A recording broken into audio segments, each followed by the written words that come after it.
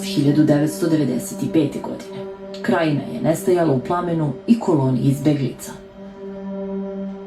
U selu Uzdolje, nadomak Knina, 10 srpskih civila pokušavalo je da spase živu glavu.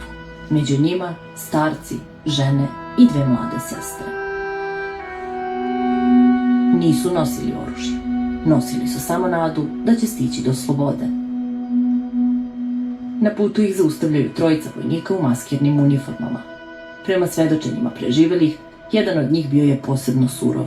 Dugokos mladić u crnoj majici sa ustaškim natpisom "Za dom spremni". Čovek koji nije pokazivao ni trunku milosti.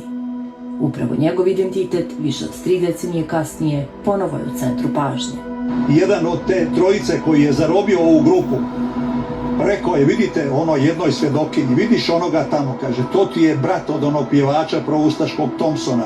Postoji dokazi u tom spisu hrvatskog suda, ne bilo kojeg, nego Ustavnog suda, da su oni bili pripadnici jedne jedinice hrvatske vojske iz Drniša, obojica, u tom mjesecu, avgustu 1995. godine, kad se desio ovaj zločin.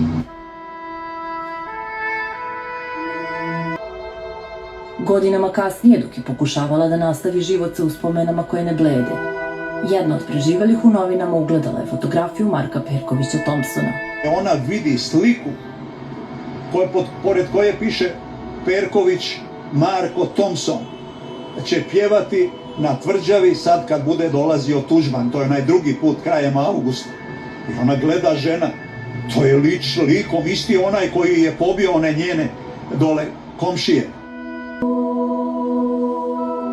Postoje u Hrvatskoj svete krave, nedodirljive kaste, a Perković Thompson je upravo ta jedna ikona sada u Hrvatskoj. Za njih je to možda i najbolnija slika vremena u kojem živimo.